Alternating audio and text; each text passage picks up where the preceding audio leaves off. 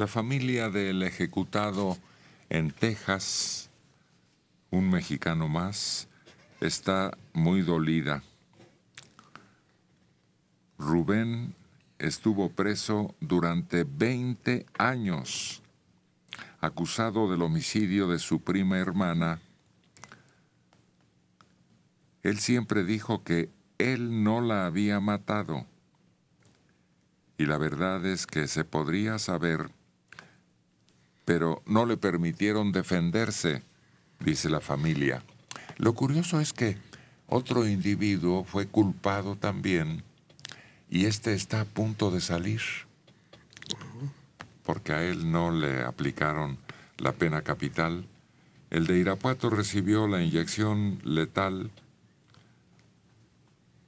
se le condenó y se le quitó la vida cuando dijo que él no era culpable, comentó la familia.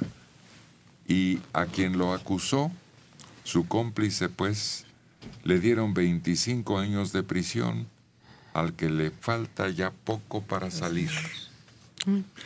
Pero la información oficial fue lo contrario, que él momentos antes de entrar bueno, no sé si momentos, pero antes de que lo ejecutaran, él había dicho que sí la había matado, que estaba bajo el influjo de la droga, y eso fue una información oficial. Pues sí, pero la familia no quiere aceptar eso, porque suponen que fue bajo presión de el momento de su ejecución.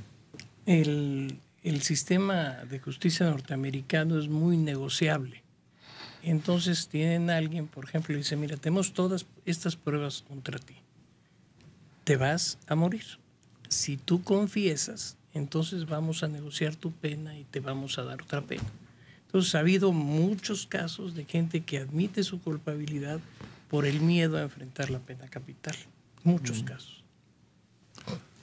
Pues todavía en la prisión de Texas, en diferentes cárceles, hay 233 reos en espera de determinar la fecha de ejecución. 8 son de nacionalidad mexicana.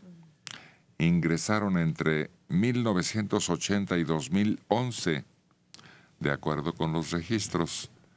Los delitos por los que se alcanzó esta sentencia son principalmente violación y homicidio. Este último, por lo general, por motivos de venganza o rivalidad entre pandillas. La mayoría de los connacionales sentenciados son de estados del norte y centro del país: Guanajuato, Zacatecas, Chihuahua, San Luis Potosí. En 6 de los 8 casos hay un grado académico medio, entre 9 y 11 años de estudio. En México esto representa un nivel de educación entre secundaria y preparatoria. La mayoría entre 26 y 28 años cuando cometieron los crímenes de acuerdo con los registros. El mexicano más joven en ser procesado es Félix Rocha, que tenía 18 cuando asesinó a un guardia de seguridad de un complejo de departamentos en Houston.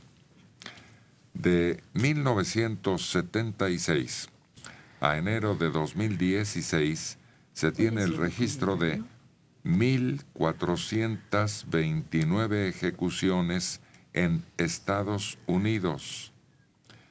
Y 2 de cada 5, el número es 534, ocurrieron en Texas. Texas siempre ha sido muy difícil, relatan todos los indocumentados y hasta los documentados. Claro. Son implacables en su aplicación de la pena de muerte, además se enorgullecen. Y que se sepa, no ha afectado en nada. No tienen más o menos criminalidad que estados que han abolido la pena. Así es. Hasta luego. Pero pues el problema es que cada estado tiene su propio código. Sí. Sí, Y en algunos no se ha derogado.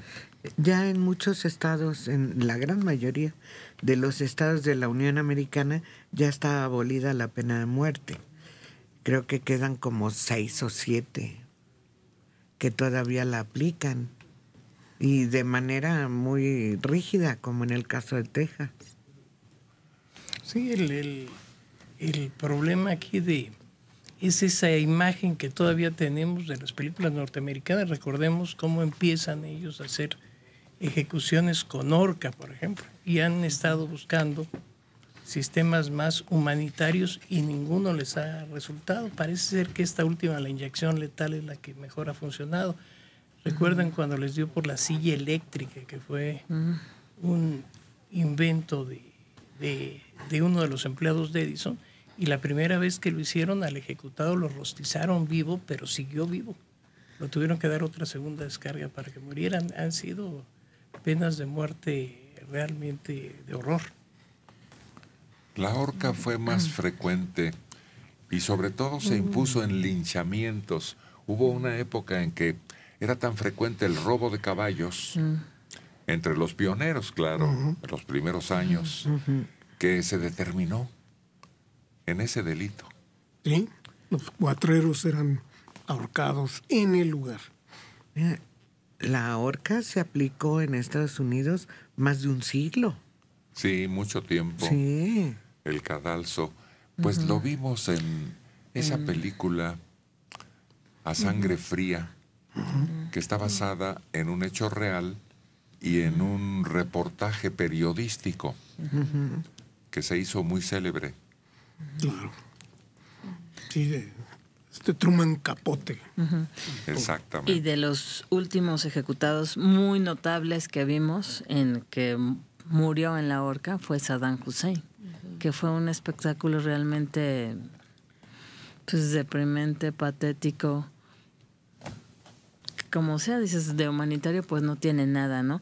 Y lo que es la inyección letal se ha puesto también en duda, porque los medicamentos que les ponen, cuando las farmacias, más bien los laboratorios se dieron cuenta que la sustancia que ellos enviaban se utilizaba para las ejecuciones, dijeron, no, ¿saben qué? Nosotros no estamos dispuestos a venderles esta sustancia para ese tipo de acciones.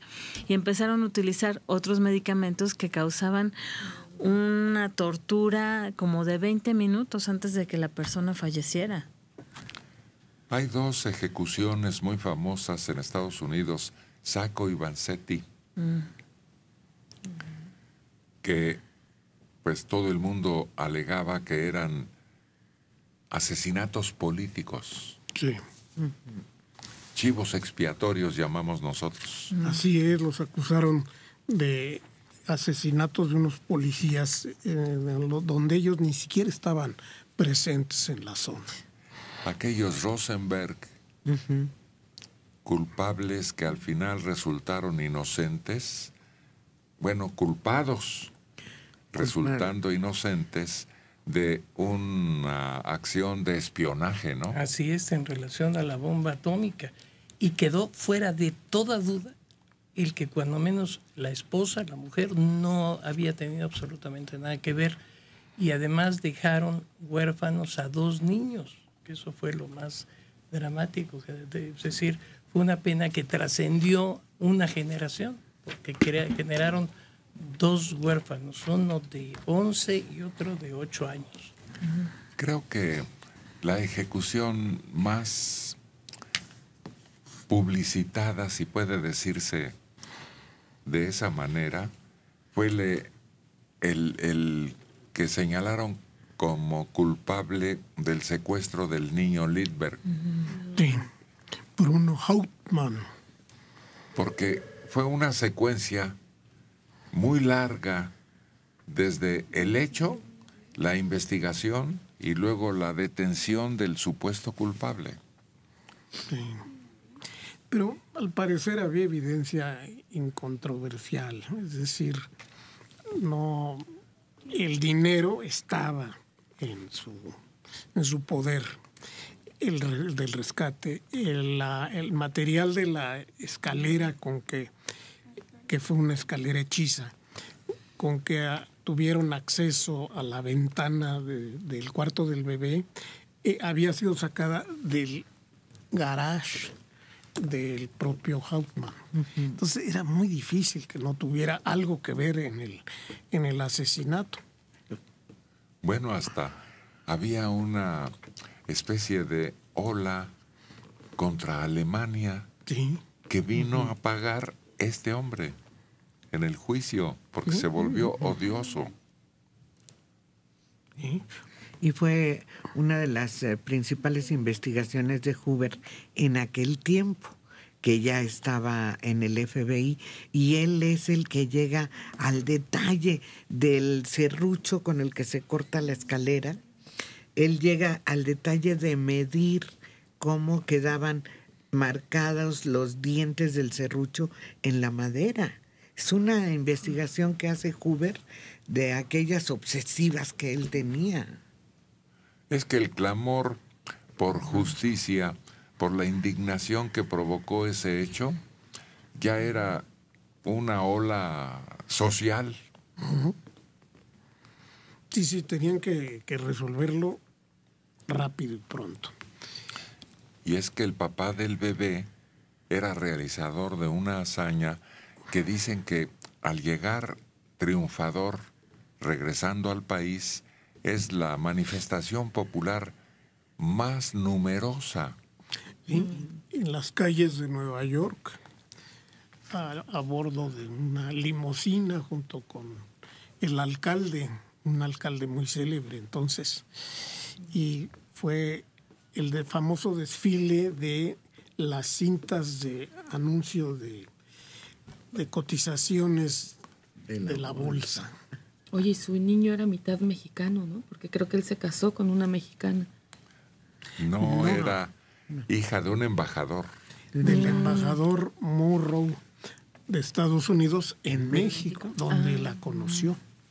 Esa era la relación que existía con México, porque él la vino a visitar aquí cuando su papá estaba ejerciendo. Él vino a México en gira por buena voluntad, le inauguraron su teatro, lo pasearon y conoció a la hija del embajador. Se enamoró de ella, se casaron, se la llevó. El teatro existe. Sí. Es un escenario al aire libre. En el Parque México, en la Colonia Condesa, el Parque Limber. Bueno, el Teatro Limber.